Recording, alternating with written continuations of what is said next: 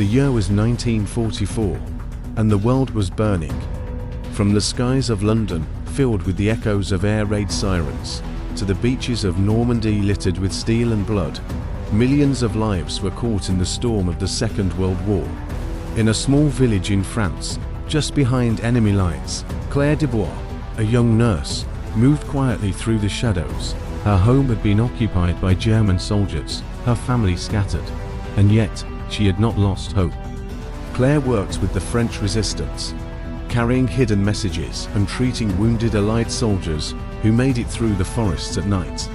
Every step she took was a gamble. Every word she spoke could mean life or death. Far across the sea, in the United States, Private James Miller, a farm boy from Kansas, had been shipped to Europe.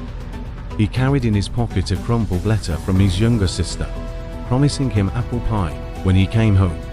For James, the war wasn't about politics or generals. It was about surviving long enough to see the fields of Kansas again.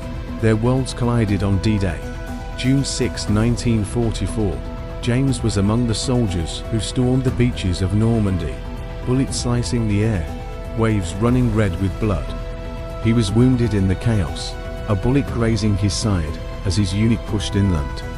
By sheer luck, he was carried into the woods by his comrades and left in the care of the resistance. That was where Claire found him, pale and trembling. "You'll live," she whispered in broken English, sewing his wound with trembling hands. Days turned into weeks. James, weak but alive, learned French words from Claire, while she practiced her English.